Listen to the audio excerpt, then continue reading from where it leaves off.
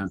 Sorry, and we're on South Market, where we're going to have some of the mini murals that are being painted outside of Works onto planter boxes that are going to open up then, and we'll continue with more openings on those. And September 1st Friday, when we have our first in-person show back, and then the September 1st Saturday, then we'll also be opening an exhibition at Mexican Heritage Plaza in collaboration with Mosaic America and with Chopsticks Alley, which Mosaic kind of focuses on the sort of pan-cultural aspects of Silicon Valley, as well as then Chopsticks Alley, which focuses a little bit on Southeast Asian artists. And so we're partnering with them to put on an exhibition there at Mexican Heritage Plaza, which would go up to September 25, when there's a festival that it's quite likely Poetry Center is actually probably having curatorial control over part of a stage there. So hoping to see everybody at those events, so long as we hold steady and can get back together here in person. So look for those from us at Works as well as Poetry Center. Find us both on Facebook. We're Works San Jose, typically all one word, like Facebook/Works San Jose, all one word, Twitter/Works San Jose, all one word, Instagram/Works San Jose, all one word, or Works San Jose, all one word.org to see what's going on as well. And we have online exhibitions and that sort of thing coming up as well. So we're really excited about all of this work ahead. We've been working on things virtually for a while now, of course. So now we're like really storming ahead with working on these things that are going to be both downtown, out on the east side. And we're just really, really thrilled to have these partners, partnering with PCSJ, partnering with Chopsticks, partnering with Mosaic, and as well as their connections into the Indian community as part of this exhibition as well. So, wow, just look for it all. We'll be out there. I'm going to give it to you now. Where did he go? He's over there for me, like down diagonally down that away. I give to you the president of Poetry Center San Jose, Robert Pesich, over there. All right. Oh, thank you, Joe. Well, let me see now. I'm going to pin myself here. Thank you, Joe, for that. And just to let people know about Works San Jose, that it is our community art gallery. Many fine artists have actually started their careers at Works, and we find that their works are now in the San Jose Museum of Art. So please do check them out when they're open, and support them when you can, when we're all back into congregate settings.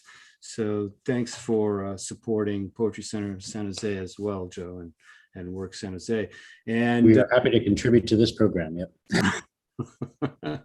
And a little bit about Poetry Center San Jose, your community literary arts organization going over 40 years now. We have this week also third Thursday with Brenda Yeager at the Willow Glen Public Library, co-hosted by the Willow Glen Public Library. And then we have Bashar later, the fourth Saturday of this month. This is a program in Hindi with communities coming to us from Pune and Bombay as well. And next month for Well Read, we will have Leonora and Asha coming to us via Zoom, and also look for the San Jose Poetry Slam. And also in September, the San Jose Poetry Festival coming again live, maybe with some in person. We will see. That will be our little surprise for you. So you can find more about us, www.pcsj.org. Find us on Facebook, Twitter, and Instagram. And this program live streamed onto YouTube. If you know of folks who could not make it, you will be able to view it there on our YouTube channel. Just check it out. Now, for our show, after the feature, remember, we will have an open mic. Simply, if you want to read, put your name in the chat. It's one poem, and we will draft a list and make sure to get to you after the show. So tonight we have the great pleasure of bringing to you A.E. Hines and Kelly Cressio-Moeller, both celebrating their first new book.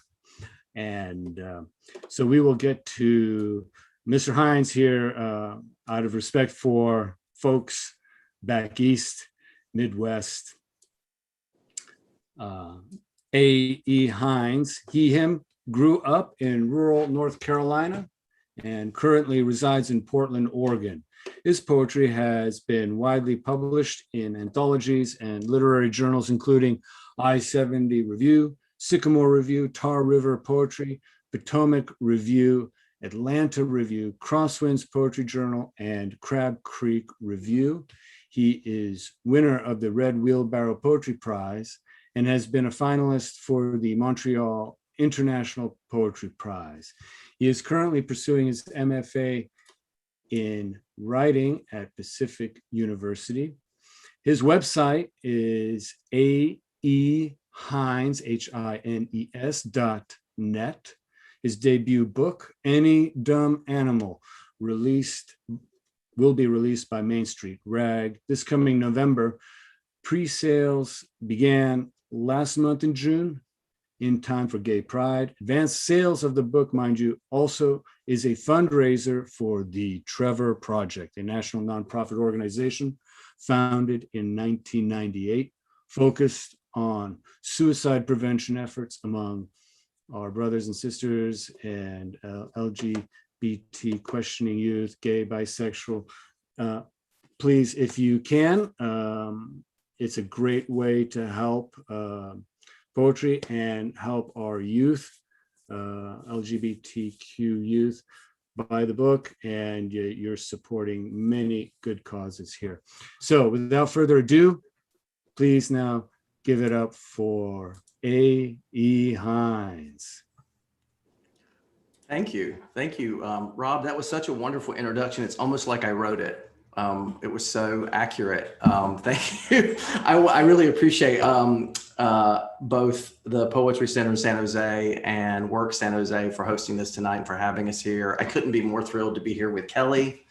I don't have a book to show yet. My book is not even in print yet. So it's like, here's her book and it is great. So I highly recommend it, right? I'm sure there will be a link forthcoming. I'm going to read a few poems from my book and I'll talk about the book a little bit as we go along.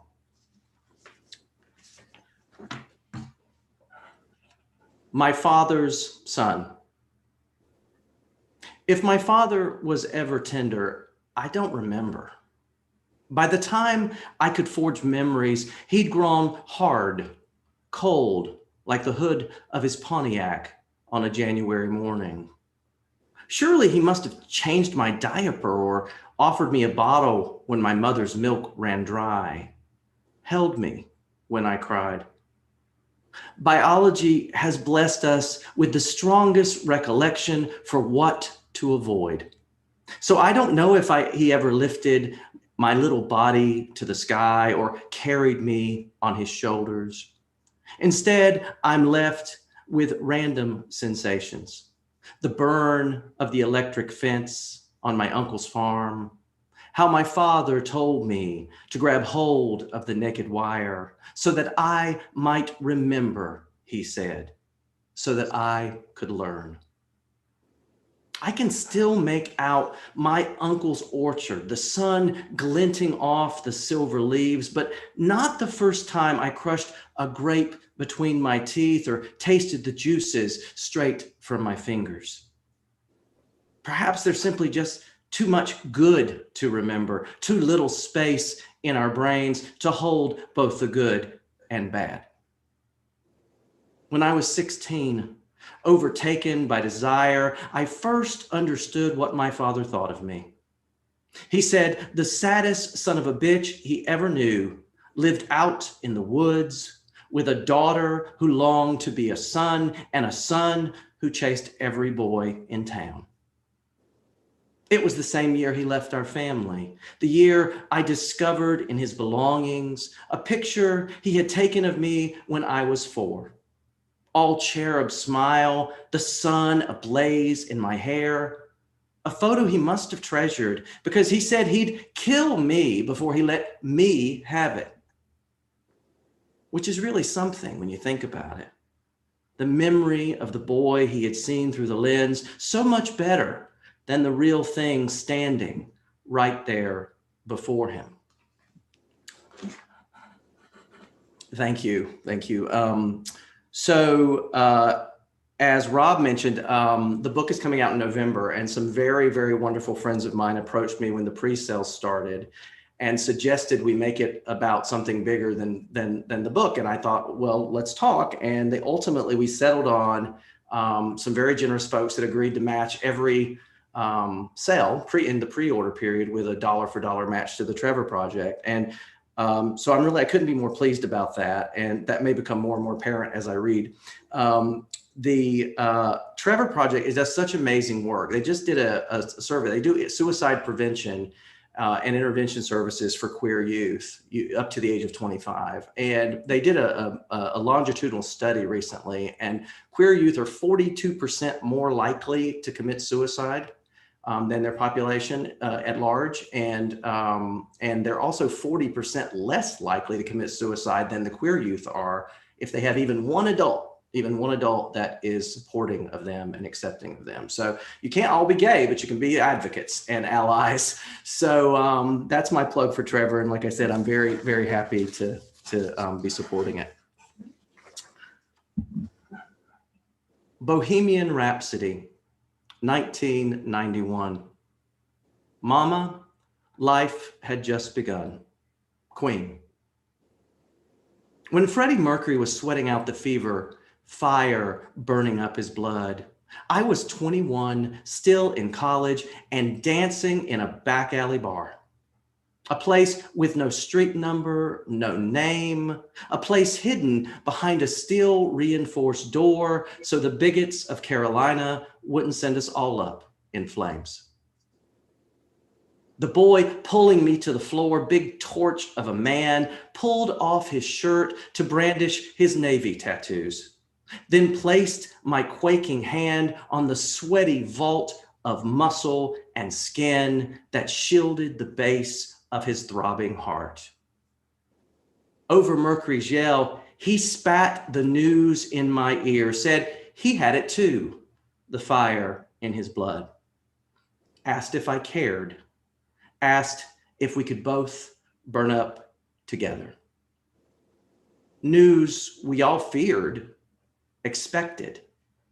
Freddie Mercury singing out the last lines, his voice vibrating in our chest, his words pouring out our drunken throats. We college boys and midshipmen, we married men, our wives missing us at home.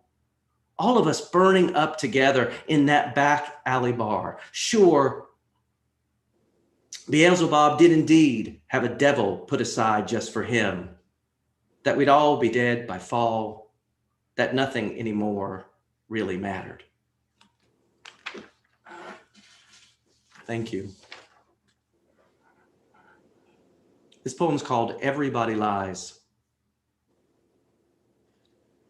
That's what it says on her black t-shirt, the neighborhood girls, in long white letters stretched tight across her chest. And not in 2 words, not everybody lies, but everybody lies. We know a body of evidence can jail the innocent man, and still we like to pretend the wide body of the plane pushes back from the gate with the promise of safe arrival. The Atlantic will forever belch out fish. Everybody body lies. The body of my ex, the one I knew best, had lips that said he'd never leave and legs that sped him out the door.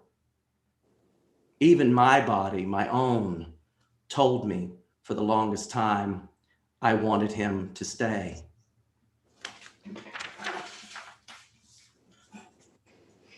Thank you. So I know a lot of people, a lot of writers I've talked to had a hard time writing during 2020 with the pandemic and the lockdowns. They found it difficult to write. I found it to be an incredibly generative period for me. I was able to finish the book, and in the book there are several poems sparked by about 2020, both the pandemic obviously, but also the murder of George Floyd, the social justice movement that followed, the fires that were on fire here in Portland. And I'm going to read two of those next from that activity, 2020 poems, I call them. This morning after the riots, like the weather of my childhood in the deep South, thunder crashing over our roof, rattling every window, lightning, then hail firing down like bullets, pinging up from the ground and ricocheting off the glass. Last night, people who for weeks wore masks marched to downtown Portland and set fire to the courthouse. They burned cars and broke windows. They hurled rocks and firecrackers at police, then looted the Louis Vuitton. All night, flashbangs, tear gas, the roar of helicopters. This morning, thunder and hail and rain. In the South, sudden storms remained mysterious, biblical. Thunder, my grandmother explained, God moving his furniture. Rain, the angels crying over some injustice done to man by other men. The sun still shining, the devil beating his wife. Another Memorial Day, another bright Monday. The sun glowering down, another white officer snuffing out another innocent Black life. This is not mysterious. This is plain as the dead man's face. Be quiet, Grandma would say at any coming storm. The Lord is doing his work. And then it would thunder. Then it would rain. We sat at her window, still as corpses, and watched his bright finger crawl the dark, trembling sky. Thank you. What I learned. Most people fight the intubation, our anesthesiologist friend tells us. Others remain conscious for days, still willing to gesture thanks to doctors and nurses, offer thumbs up to family on screens at the foot of their bed. But it's tough, he says, the constant rub of the tubing, the urge to cough and talk, the sensation of choking.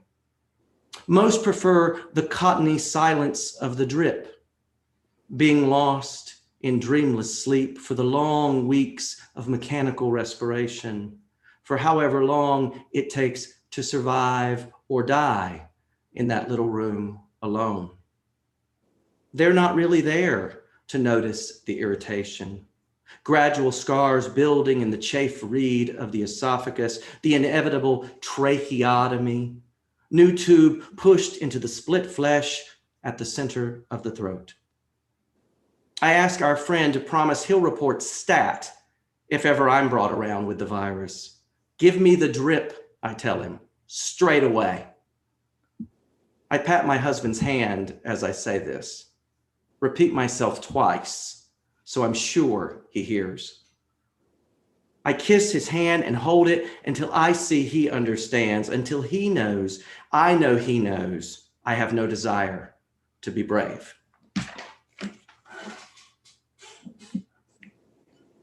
Thank you. So I actually got married during the pandemic to the same husband that I just referenced in the poem. And in fact, we had to cancel the wedding and the honeymoon and the everything, right? And so my husband's here somewhere watching. In fact, Andrea Hollander, the poet, the fantastic poet Andrea Hollander, is in the audience, and she was our officiant. She married us. So we had the wedding anyway. But before we got married, my husband and I had another marriage, and I was married for 20 years.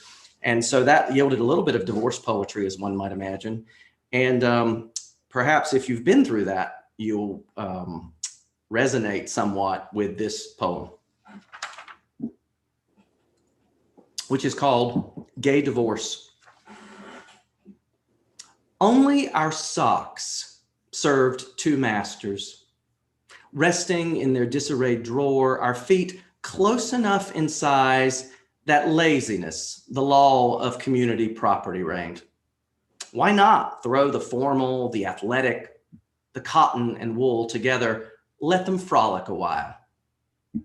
In the sad business of separation, we had no issue deciding who would take the dishes or the furniture. Like the blame, it was the whimsical we found impossible to divide. No one held dominion over any single pair or remembered who stuffed which into whose Christmas stocking. Who first fancied this or that psychedelic pattern, or should take the happy polka dot or rainbow stripe, the sequined pictures of reindeer. It would be this orgy of color we'd have such trouble breaking apart. The sad pineapple and banana, the smiley sun-faced emoji, neon marijuana leaves decorated in confetti and red holiday balls.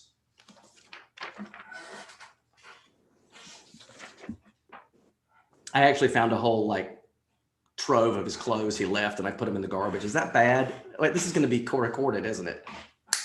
Anyway, almost like being choked by a lover. That's a title for you. Almost like being choked by a lover. That summer, I follow him down to the shore amid the salt grasses, beneath languid gulls, follow their calls of longing, while the sun chases our shadows east into the surf like departing souls. We bed down in the dunes. I let him touch me however he likes for as long as he dares. First day, senior year, his posse now in tow. From behind, he wraps his arm around my neck, then slams my thin body into the dirty bathroom wall. Not the first time, a whispered hiss. Faggot poured over the red coal of my ear. Not the last time, my trembling hands reach back to touch the face of a man who hurts me.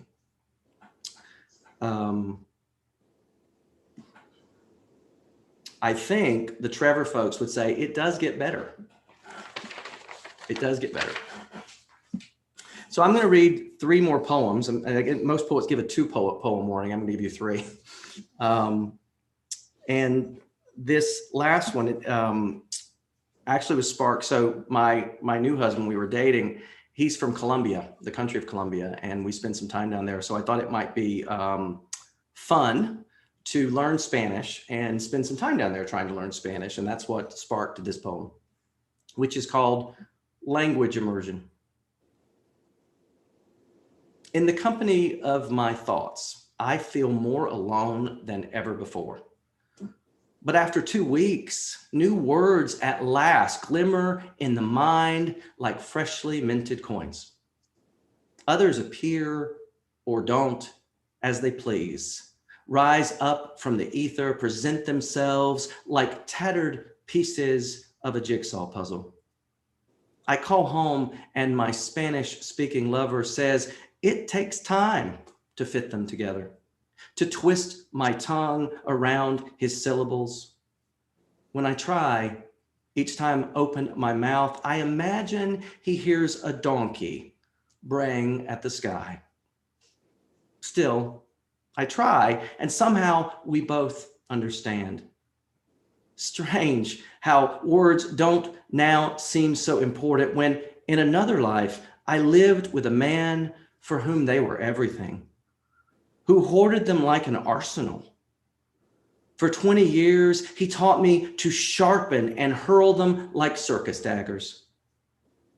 Every night they flew from our lips like machine gun fire. And now, armed with 2 languages, my mouth so often an empty chamber, I have neither the need nor desire to reload. And my Spanish still sucks, but my husband loves me anyway. This next poem is about my son. So I actually have a son who is, that I adopted with my previous partner, and he's a rising senior in high school. I don't know how that happened, but he is. And this poem is for him. And it's called A Note to the School Registrar. First, I need you to understand that our son has 2 fathers. And no, I don't mean me and our Lord in heaven. The only star hanging in the sky after his birth, a red blinking beacon on the radio tower on the roof of that bleak Guatemalan hotel.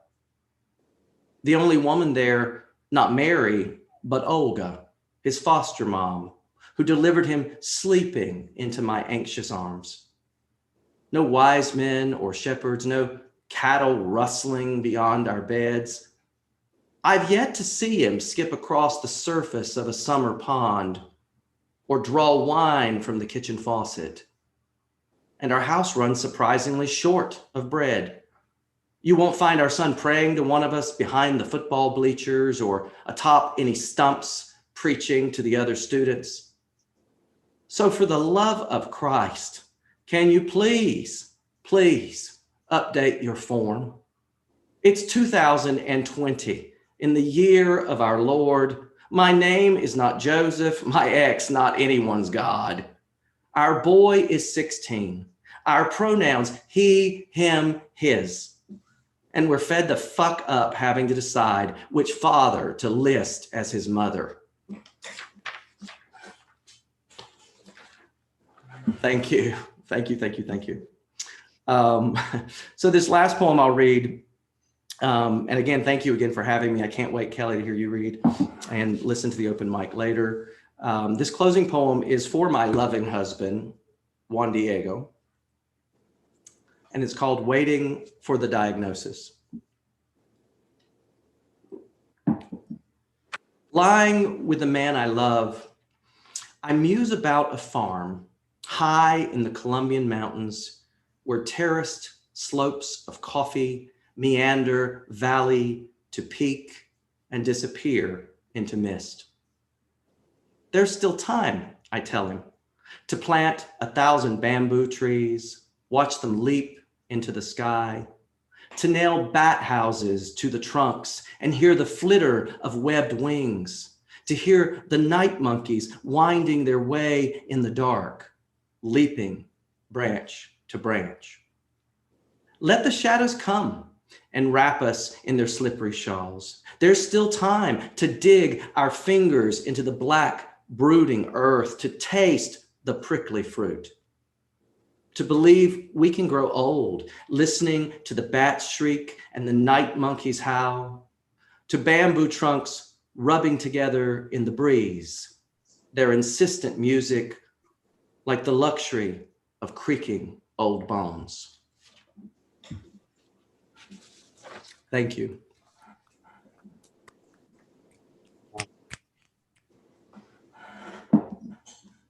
Thank you so much. Hines, thank you.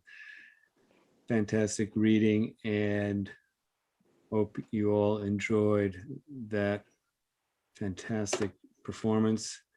And now we will bring you Kelly Cressio-Moeller. Do this here for a moment. There we go.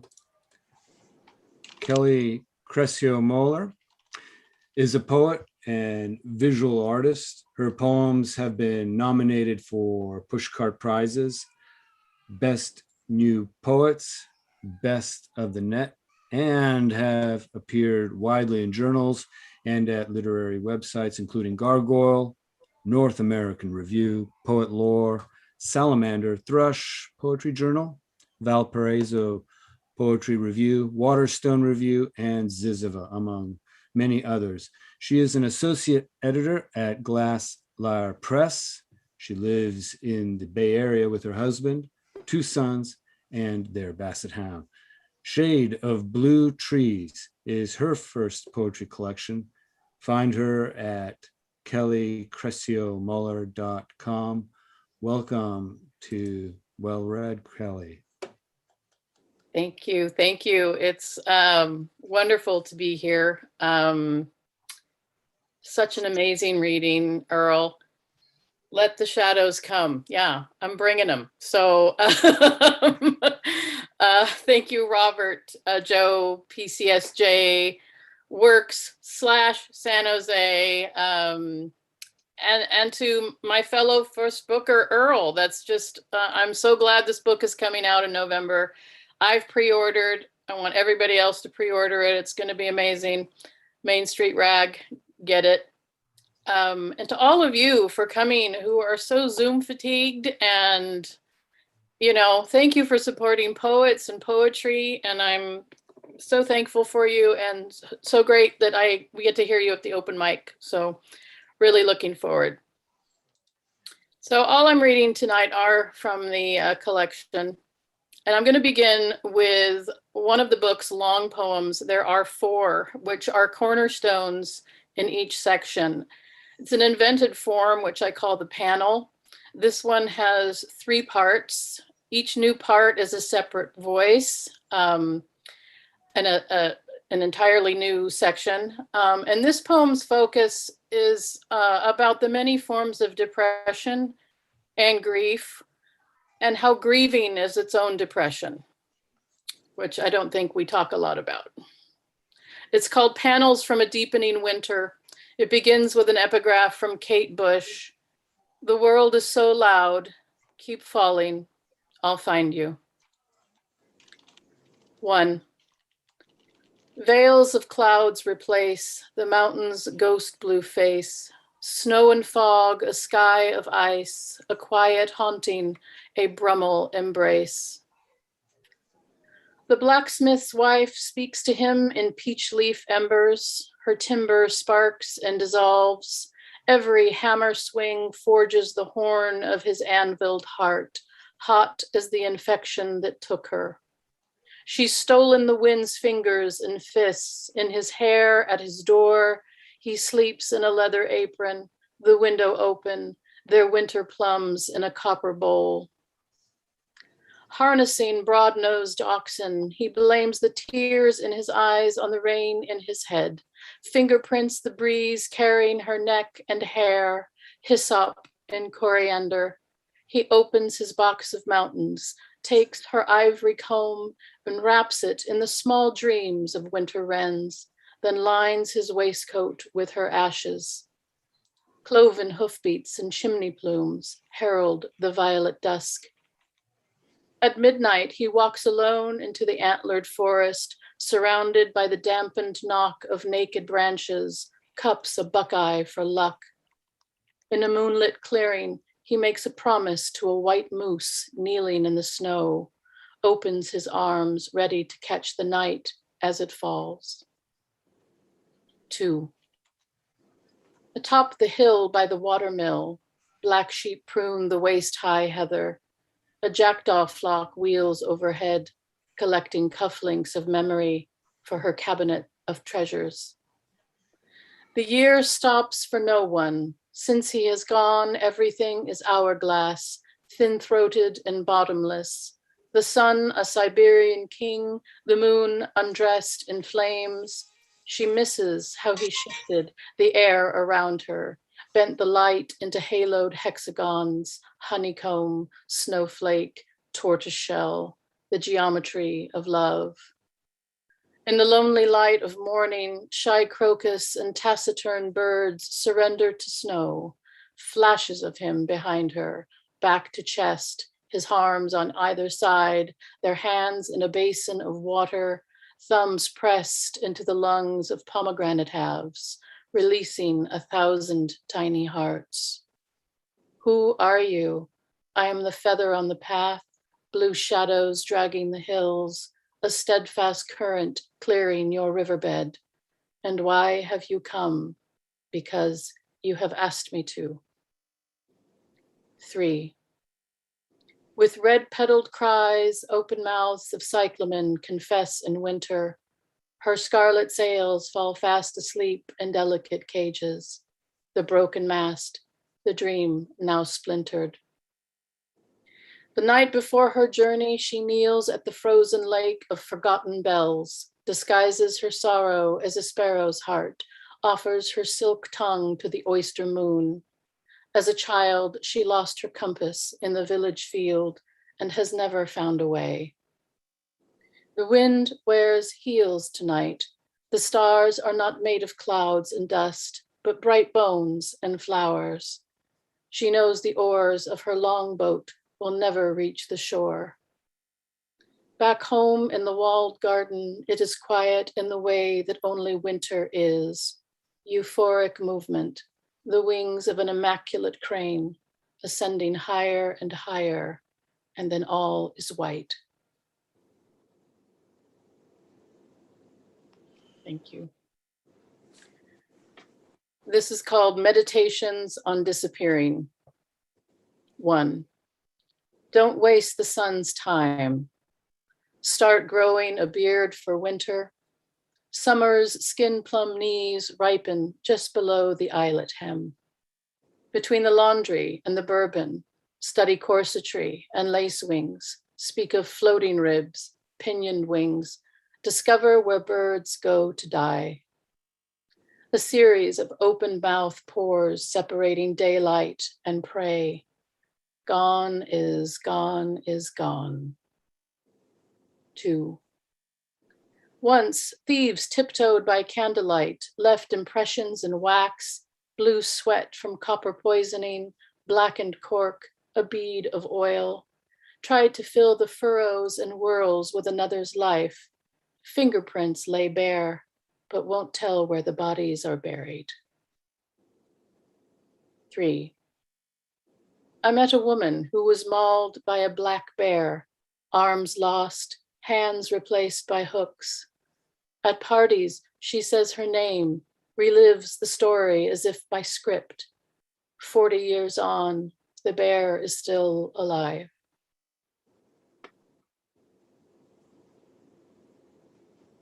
There are quite a few poems called freeline poems in the book, which was a real watershed moment for me as a poet when I learned about them. And I'd like to thank Sally Ashton for teaching me about that. I don't think she's here tonight, but shout out to Sally, because it was an amazing time for me to learn about those. And this is, I think, the first one I wrote of that. It's called Among Other Things. A spoon left on the rest from her morning egg. The calendar was wrong. It was nothing like spring. A field of headstones asks, have you seen me? An aria, Puccini's Nessun Dorma, sung by Lanza, looped repeatedly. A small black suitcase surfaced in a pond. Close my eyes and the freeway sounds like the ocean. Unspeakable things can happen in churches. The scent of freesias, chloroform. She came home from school and kissed her mother.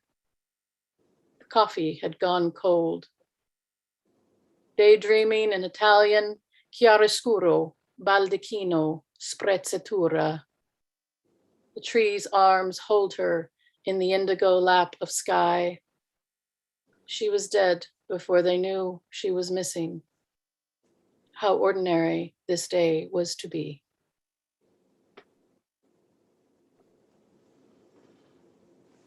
Thank you, thank you.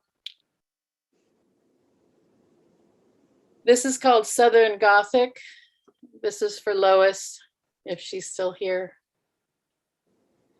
Sweet mother of pearl and all things holy, but that man jellied her bones, left her higher than the tall grass of their coupling. Satyr, bourbon hoofprints tattooed across summer skin. How was she to know? 3 X's on his bare-chested bullseye, buried treasure, barmaid kisses, crosshairs. No matter which, they left their mark.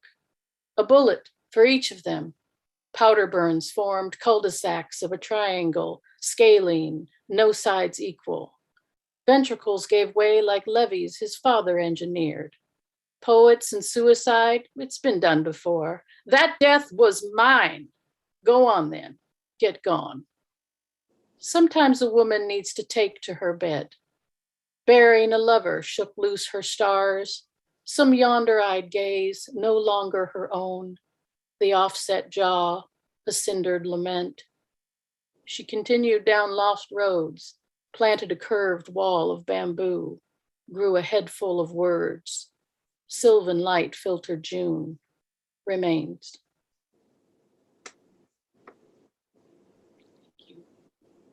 Thank you, thank you.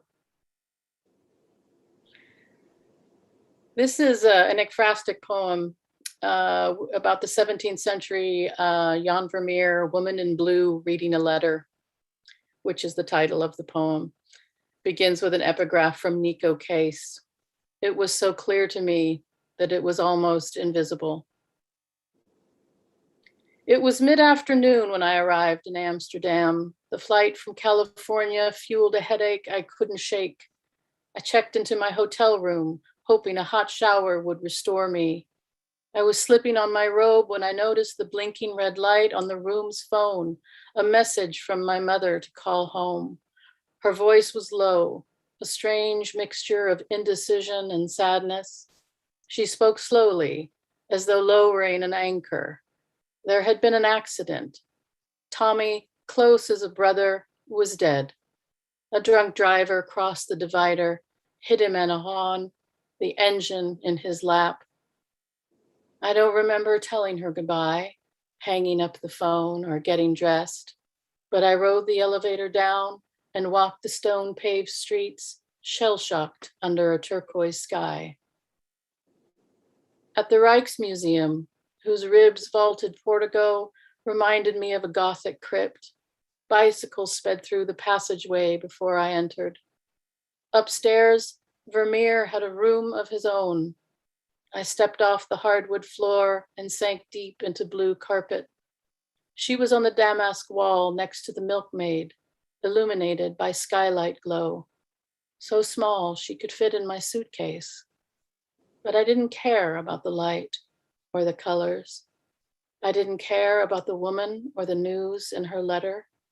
It was the map hanging behind her. The one detail that had seemed incidental before was all I could focus on now. All those meandering lines leading to and away from home. Thank you. Just 2 more. 3 more. Still life with persimmons. Slightly taller than a yardstick, I spend summer days in my grandparents' garden with a boundless persimmon tree, its limbs too high for me to climb. In the yard's back corner, a stone grotto, home for the Virgin Mary. Our heights equal, our favorite color midnight blue, her cloak's bright paint fading in the sun. Before her chipped feet, a cloth napkin for teacups and frosted cookies. Family friends arrive, a couple with their teenage son, black hair and hawk-faced. In the garden, I offer him my empty cup. He wipes his mouth with the back of his hand and pulls me onto his lap. His finger crosses his lips, our secret, then slides into my daisy print panties. Mary peers at us over her shoulder, head tilted in permanent concern. her alabaster eyes wide and hollow.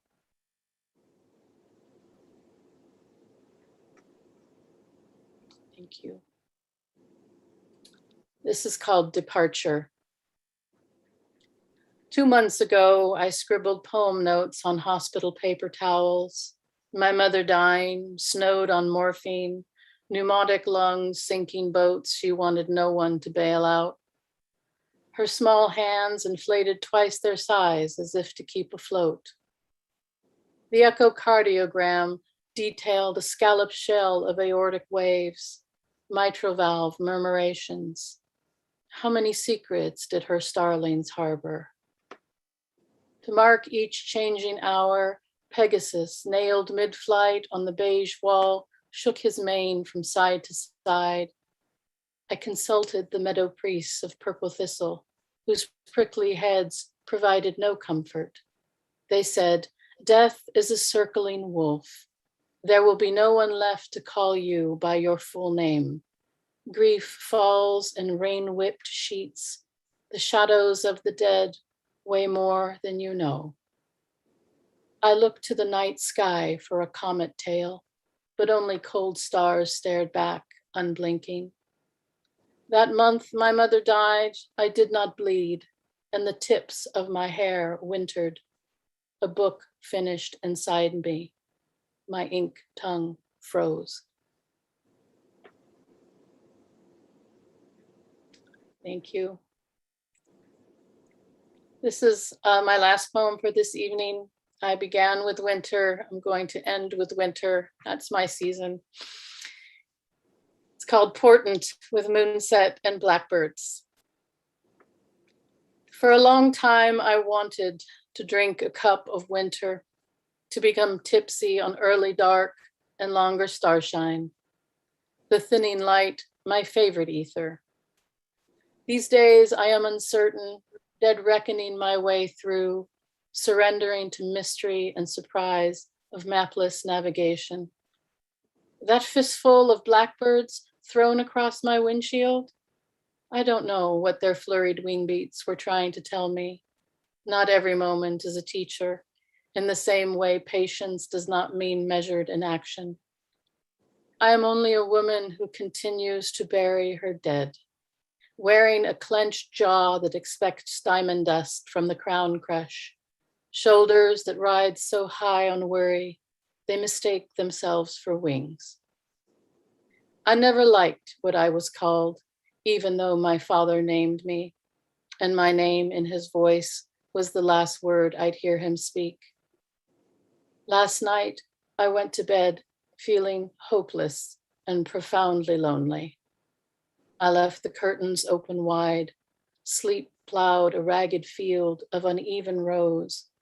But in the morning's early darkness, the fullest moon poured its cool, bewitching light into the small bowls of my room and garden.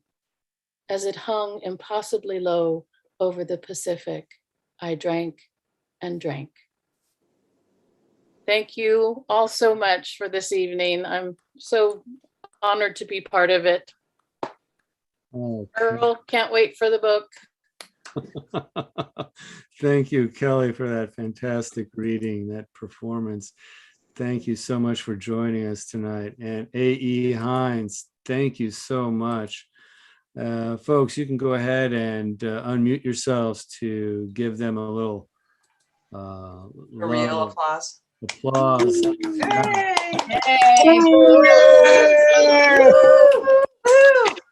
Yahoo. Can we do the wave on Zoom here? I'll start. There we go. Go down. There we go. We did it. Oh my God.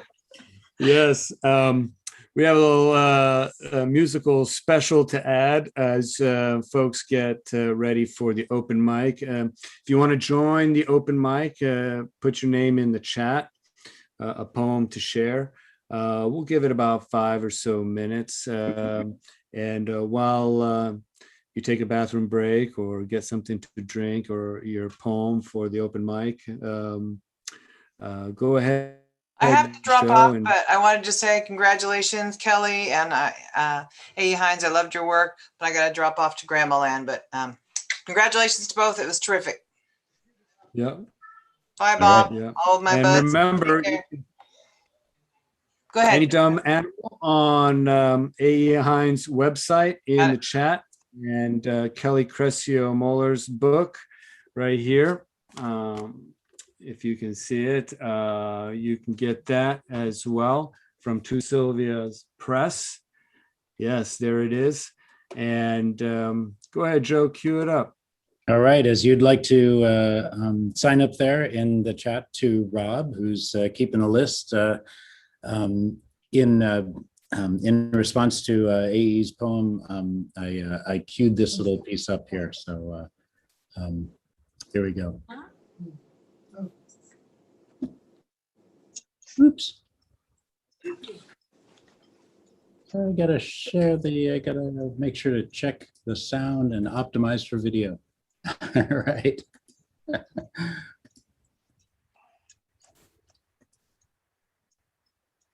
Is this the real life? Is this just fantasy? Oh. Call